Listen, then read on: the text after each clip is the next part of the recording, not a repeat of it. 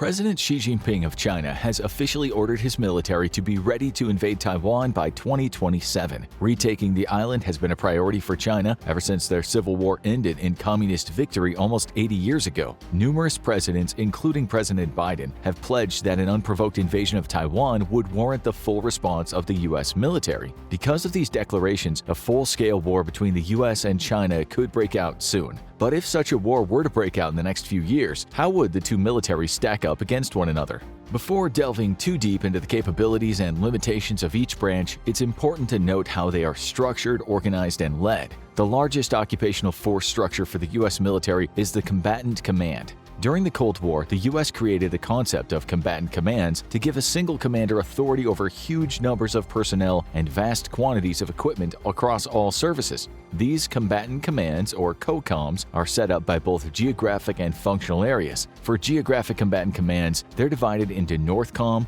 SOUTHCOM, INDOPACOM, AFRICOM, EUCOM, CENTCOM, and SPACECOM. These COCOMs roughly correlate to the continents of North and South America, Europe, Africa, and the Indo-Pacific region, respectively. Of course, the newest COCOM was created in 2019 after President Trump created the Space Force. Outside of these geographic combatant commands are the functional combatant commands. These organizations are comprised of STRATCOM, CYBERCOM, SOCOM, and TRANSCOM. STRATCOM is focused on nuclear deterrence, global strike, and coordinating forces across service lines. CYBERCOM brings together all of the cyber warfare elements of each service and ensures the protection of communication and computer systems. TRANSCOM brings together all the logistics and lift capacity across the Department of Defense. SOCOM brings together all special forces assets under one roof, since special operations often involve coordination between the various services to pull off high-risk or complex missions. China, on the other hand, has only recently started to incorporate such a model. Beginning in 2016, the Chinese military completely restructured their military to have a command and control apparatus similar to the US model. In China, there are 5 military theater commands. These are the Central, Southern, Northern, Eastern, and Western commands, corresponding to the areas of China where they operate. The Chinese also have 2 semi-equivalent functional theater commands. These are the Strategic Support Force and Joint Logistics Support Force. The Strategic Support Force has the same functionality as CYBERCOM, but also includes electronic warfare, intelligence, and psychological warfare. The Joint Logistics Support Force is comparable to TRANSCOM.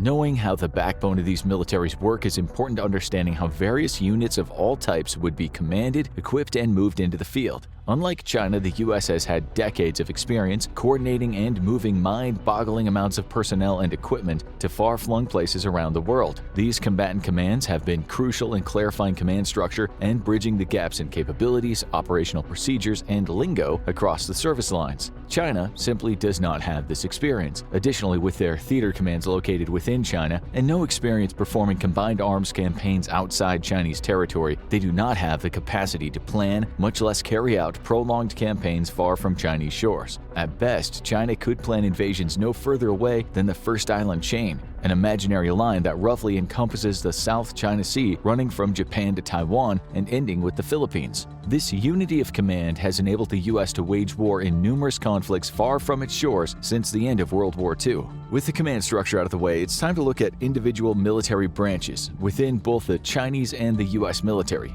Let's first start with the Army. In both the US and China, the Army makes up the backbone of their ground forces. In the US, the regular Army is comprised of about 480,000 active-duty soldiers. Of this number, about 150,000 could be considered combat soldiers in one of the Army's 31 brigade combat teams. The brigade combat team is the lifeblood of the US Army and is comprised of infantry, armor, and striker BCTs. Each BCT has its own support structures, fire support, aviation support, and so on to make them independent units capable of carrying out full-spectrum warfare. Supporting these combat troops are several 100,000 logistics and support personnel. There exist dozens of different specialty support combat troops, as the U.S. is ranked #1 in the world for its tooth-to-tail ratio. The tooth-to-tail ratio is how many supports and logistics troops an army has per combat soldier. This ratio came into public view during the disastrous Russian invasion of Ukraine, where Russia has sent many thousands of combat troops to the front lines with almost non-existent support in the rear.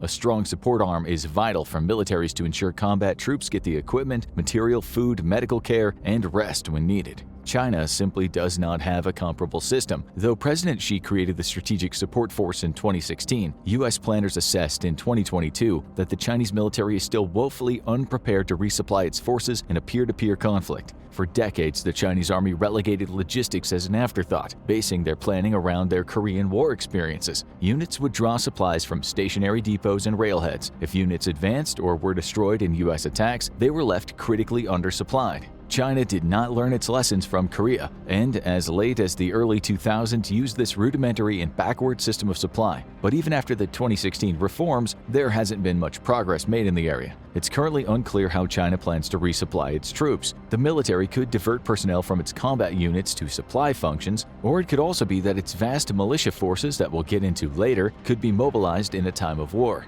Perhaps one of the reasons why China cannot resupply its troops in a timely fashion is because of the process for moving material. PLA logistics planners have complained bitterly that moving equipment around requires 5 or 6 different layers of approval. Perhaps this is because China uses its militia forces and has to coordinate itself between political and military chains of command. Of course, this is just one issue, and the most likely answer as to why we don't know how China could resupply its troops is because China probably doesn't know either. Besides their lack of dedicated logistics forces, China also has an all-volunteer force that is comprised of just under 1 million active-duty soldiers. The People's Liberation Army Ground Force is broken up into theater commands that are further broken up into divisions and brigades. The Chinese have adopted the U.S. model of using the brigade as the basic building block for creating operational and strategic plans. As far as the equipment difference between the two, the U.S. enjoys an advantage of about 1,000 tanks over China. However, this gap is further widened when comparing the actual capabilities of Chinese and American equipment. The standard main battle tank of the U.S. is the venerable M1 Abrams. Introduced into service in the 1980s, the tank has seen combat in numerous major conflicts and has proven to be the most successful tank on the post-World War II battlefield regarding both survivability and kill ratios. Despite many of the hulls being decades old, the Army has introduced a variety of modernization programs that have essentially rebuilt everything in the tank except for the hull.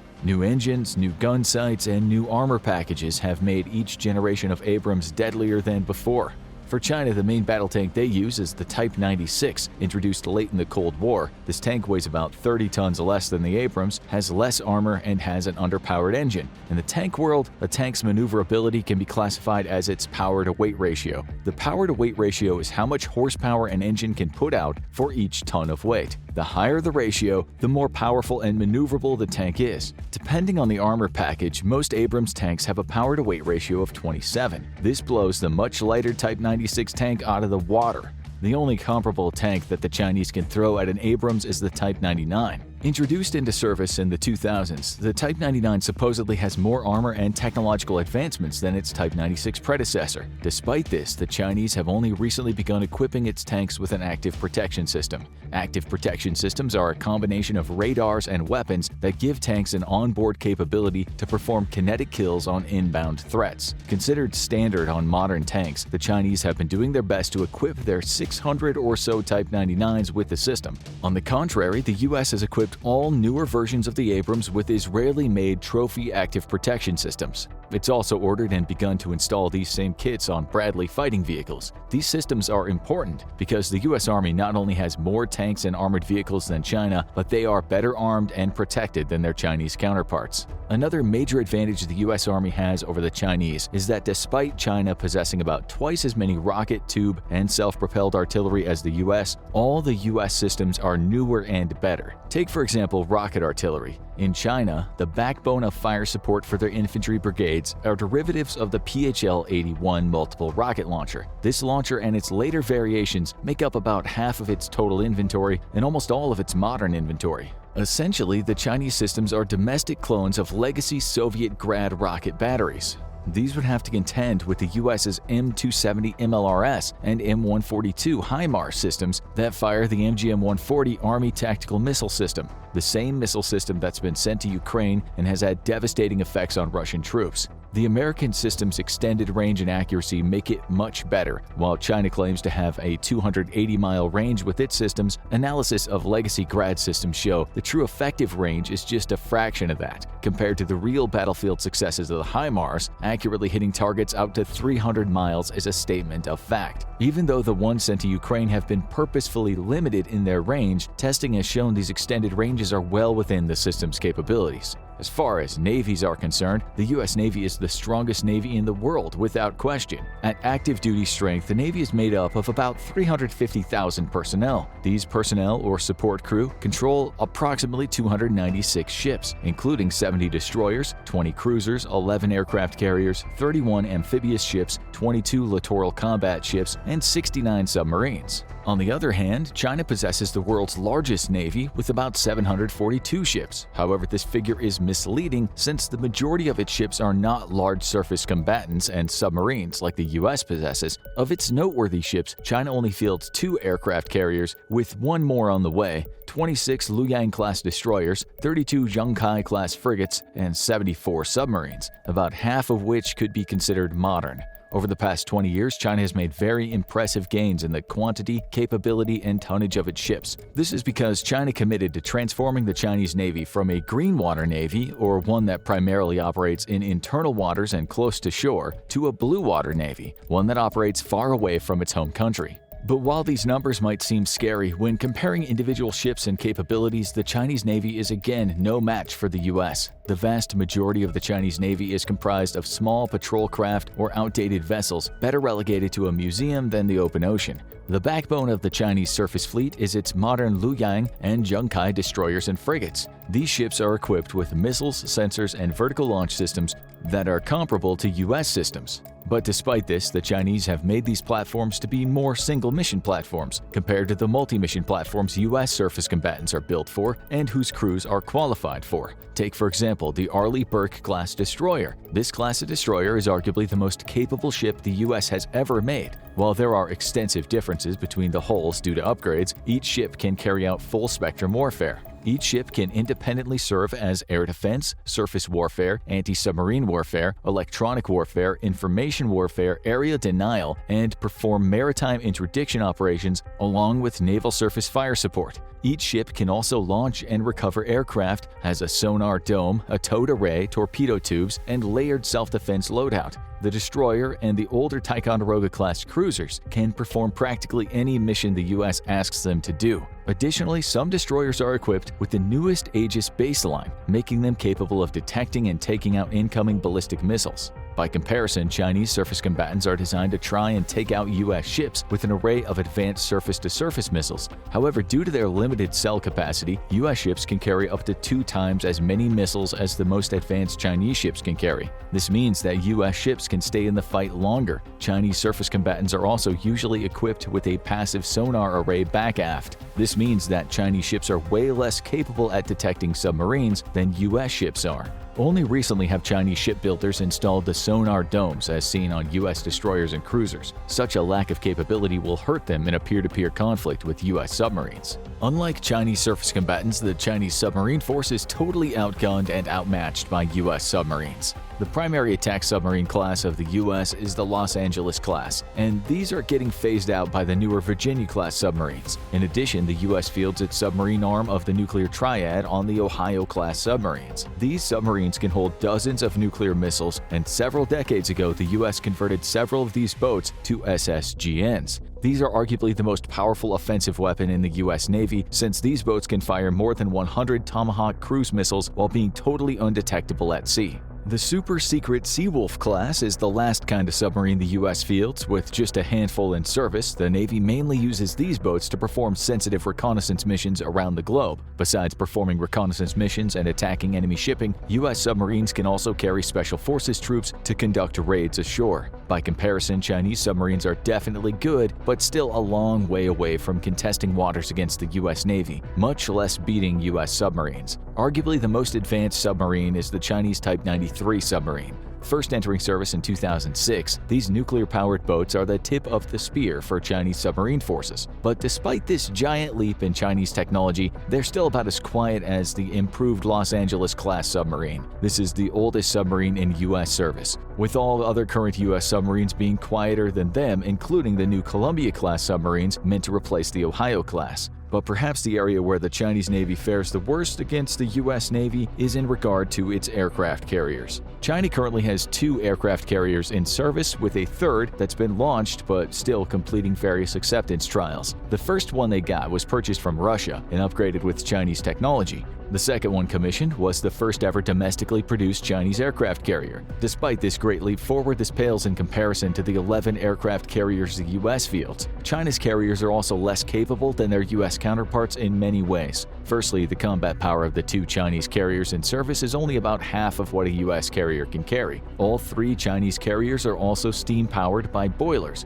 and this means that they are incredibly speed and endurance limited compared to their American rivals, which are all powered by nuclear reactors. The Chinese Navy also lacks the operational experience the U.S. has in launching and recovering aircraft. Aircraft carriers have been an integral part of the U.S. Navy since before World War II. Because of this, the U.S. has the most experienced Navy today in cyclical flight operations and combat, and no other nation has even come close. The generations of experience in these intangible skills, from the ground crews to the pilots and maintainers, is something China will likely not possess for decades to come, if ever at all. Another intangible skill the Chinese Navy lacks compared to the U.S. is its ability to replenish fuel and stores at sea. Pioneered by the U.S. during World War I, underway replenishment is a high-risk operation that all U.S. ships carry out routinely. The evolution consists of ships coming alongside oilers, where lines are shot over and rigged on deck at various stations. Once tensioned, food, fuel, parts, and ammunition can be taken aboard the receiving ship.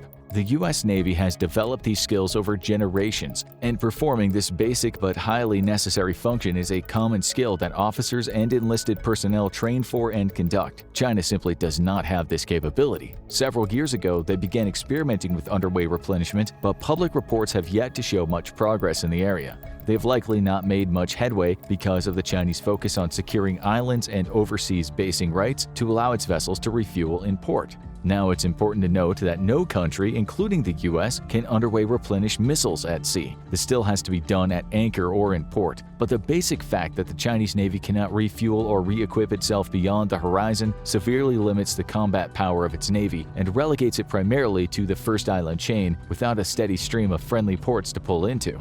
Despite this severe knowledge gap, China possesses 2 unique warfare areas that can challenge the U.S. Navy. The first of these mission areas is the People's Armed Forces Maritime Militia, or PAFM. Since the end of the Chinese Civil War, the Chinese military has known their navy was second-rate at best. They created this militia force among its vast fishing and commercial shipping industries to make up for these shortfalls. Because China is ranked #1 in the world in the amount of shipping tonnage produced, the Chinese maritime industry is a rich resource the government has exploited for military use. No exact data exists on the PAFM, but most reliable estimates place its personnel around 1 million, with tens of thousands of ships involved. How the Chinese government uses these forces is that practically every fisherman and merchant mariner is required to serve when orders from higher authority come down. The core group of officers and senior enlisted personnel come from the Chinese Navy and Coast Guard veterans. Whenever a mission is assigned, whether it be harassing a rival country's oil platform, violating a country's fishing rights, or patrolling contested areas, the Navy gathers groups of several dozen to several hundred fishing craft together.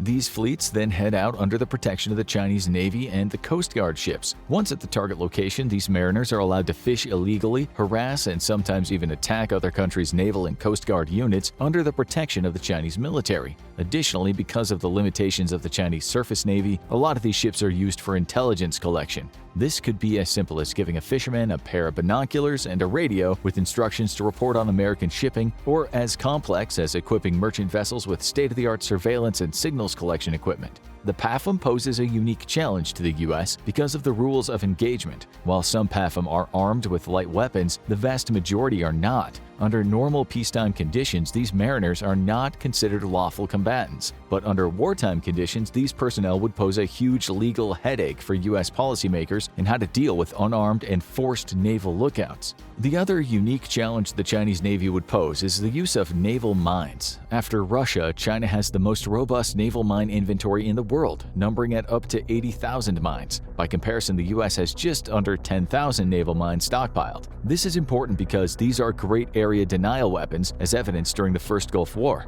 During this conflict, Iraq had much fewer mines than China possessed, but still deployed many thousands of them.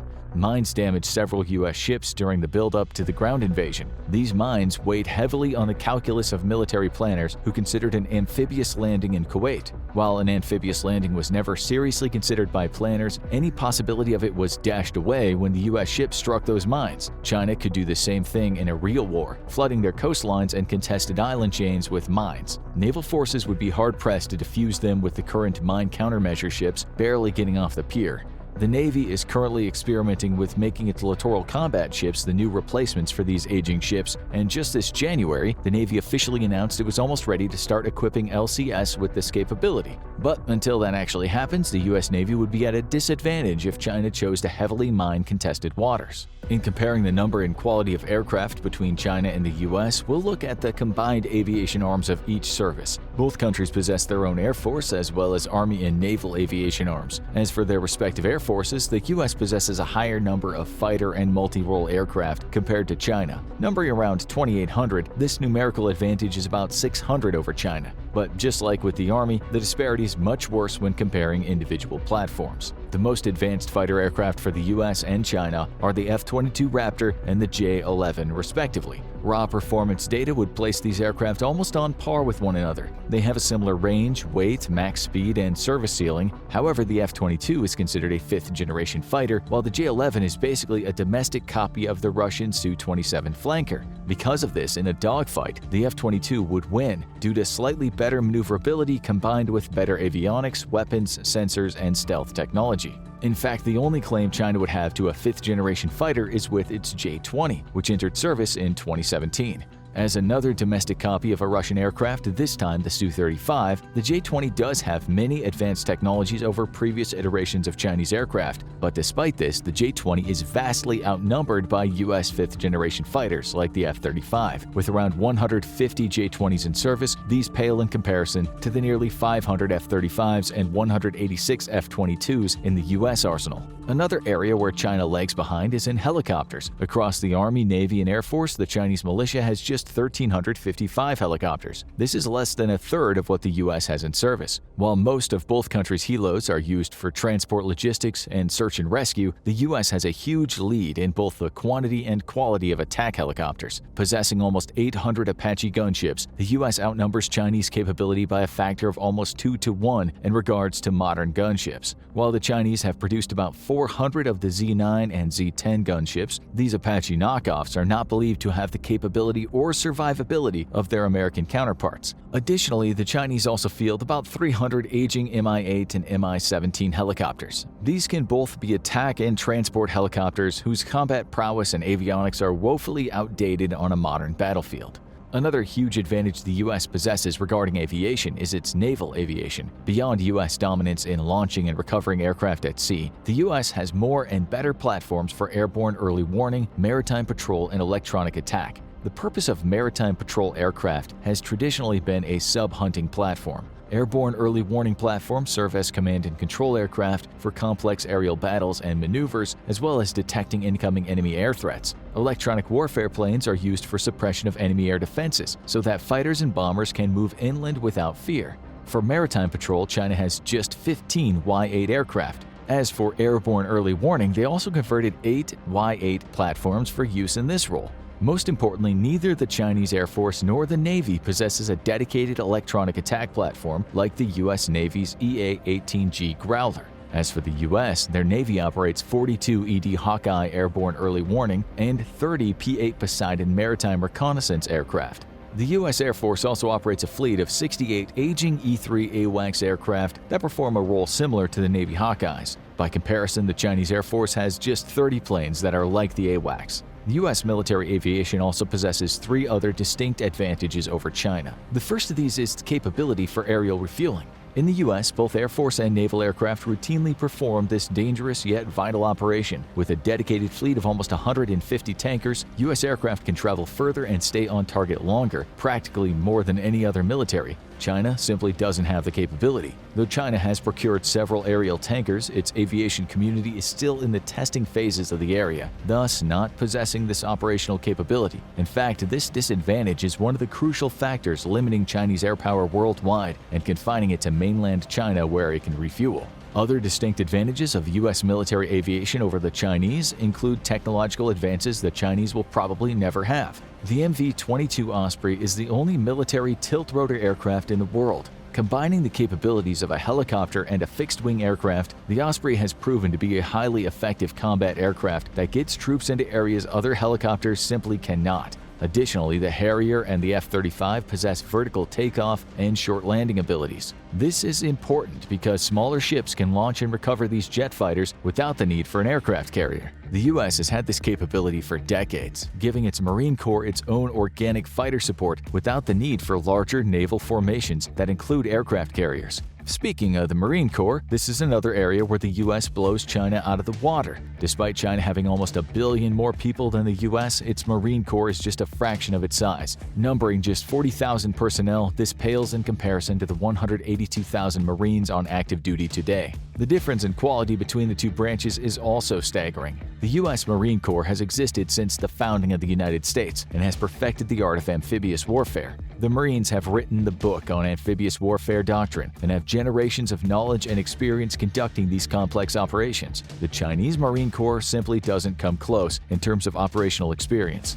Though both countries' navies have similar lift capacity for amphibious operations, the U.S. ships are newer and can hold more equipment and people. However, the American Marine Corps strategy is something the Chinese Marine Corps can only hope to implement someday. The basic building block of the Marine Corps is the Marine Expeditionary Unit. The self-contained units come complete with their own maneuver, support, and aviation elements. These units are a microcosm of the Marine Expeditionary Brigade and Marine Expeditionary Force, the largest deployable Marine units. A MEF is built around a Marine division and has enough people and supplies to sustain itself for several months of combat operations. The Chinese Marine Corps has attempted to recreate this but lacks the knowledge, manning, and equipment to do so. In fact, a real-world amphibious assault would have to be done in conjunction with the Chinese Army, which is what their current strategy is. But it's not just a one-sided story. Of all the branches on this list, this is the only one where China has a distinct advantage over the US. This advantage is in its People's Liberation Army rocket forces. Over the past 2 decades, China has invested heavily in developing ballistic missile technology. While some of this has gone toward its nuclear triad, most of it's been devoted to developing conventional weapons to keep the US far away from the first island chain as possible. With its force fielding several thousand ballistic missiles of 9 different types, with ranges reaching out to 4,000 kilometers, China has built up one of the world's most impressive rocket forces. They've done so largely because they realize their ability to project combat power via their Air Force and Navy is limited.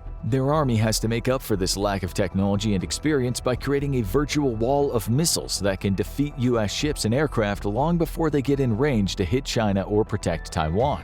Though the U.S. military has not fielded the quantity of ballistic missiles China has, it has developed some pretty good offensive missiles and built a robust missile defense network.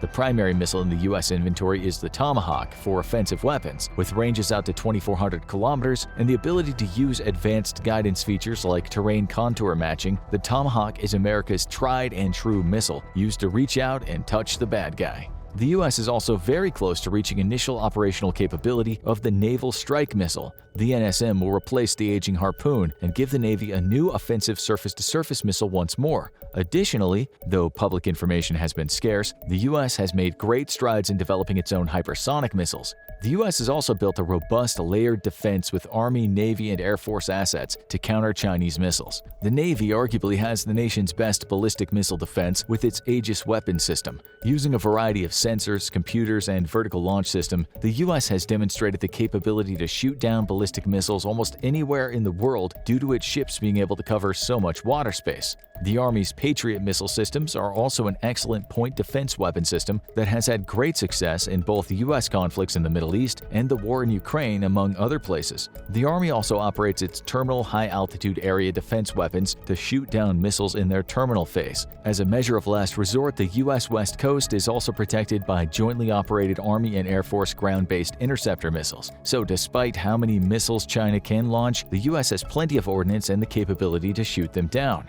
Another area we've not looked at yet, but would matter in a protracted conflict, is the various reserve forces that both countries possess. In a major war, people and equipment must be replaced as casualties and losses mount. Having a robust and ready reserve force would enable a country to absorb losses more quickly than a country without one. Unfortunately for China, the U.S. beats them here too. The U.S. reserves are comprised of the Army, Navy, Marine Corps, and Air Force reserves. The Army and Air Force also have their own respective National Guard formations. Between the various branches, the U.S. has about 750,000 service members. China has about 500,000 dedicated to its Army reserves and another 600,000 among its other branches. Another part that increases the Chinese military reserve strength is its militias. Estimates range wildly from about 600,000 up to 8 million in various Army and naval militia units. While China might outnumber the U.S., its quality of reserve personnel and of their equipment needs to be considered. U.S. personnel that are in any reserve component receive the same training as their active duty counterparts. Most service members in some type of reserve component have also served on active duty.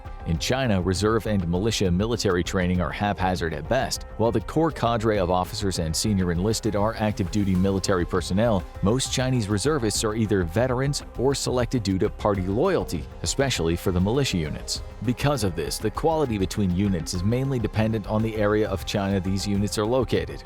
But while some units might be good and most are of questionable quality, one thing Chinese military leaders know is bad is the state of their equipment. Some internal Chinese reports estimate that 70% of reserve and militia arms and equipment have reached or surpassed their maximum service life. U.S. reserve equipment doesn't suffer from this problem and enjoys the same regular maintenance and attention given to active duty equipment. Chinese officials have expressed doubt about their ability to mobilize reserve forces in time of war. There is still much debate between party officials and the military about who would be called up, as well as compensating employers for losing employees and other personnel woes. As for the U.S., these questions have already been codified in law for decades, and its members enjoy great benefits under the protection of such laws. The other two branches that can be examined include both countries' cyber and space arms. In 2019, President Trump created a Space Force, the first new U.S. branch since the creation of the Air Force after World War II. The Chinese military doesn't have this same branch per se, but it's under the umbrella of their Strategic Support Force created in 2016.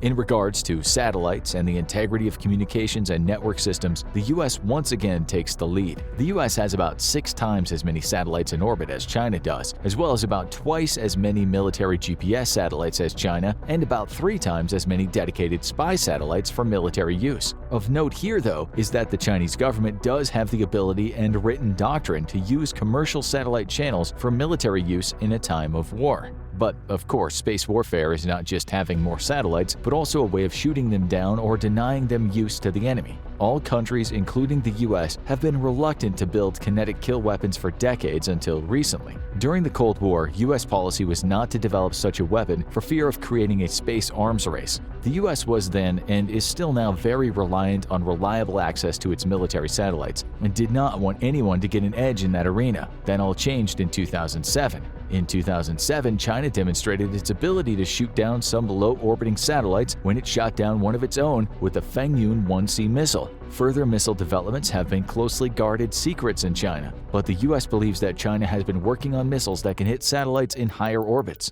As for the U.S., post-Cold War presidents have been reluctant to pursue kinetic kill options but have fully embraced a satellite denial weapon. Instead, the U.S. has developed a weapon system that can deny an adversary's use of its own satellites. Known as the Counter-Communication System, the U.S. has 7 operational units dedicated to keeping this capability should it ever need it. Instead of destroying the satellite, the system jams the satellite's capability of communicating with Earth. As for the cyber side, China remains the most active threat to U.S. security interests, primarily in the scale of cyber attacks. Over the past 20 years, various incidents have shown China's ability to steal proprietary information and compromise computer and communication networks. However, though China has achieved a great deal of success, it still lags behind the U.S. because it lacks sophistication. China's cyber army numbers between 50,000 and 100,000 full-time military and civilian personnel, wholly devoted to carrying out a wide range of attacks. However, these attacks are often characterized as being low in sophistication.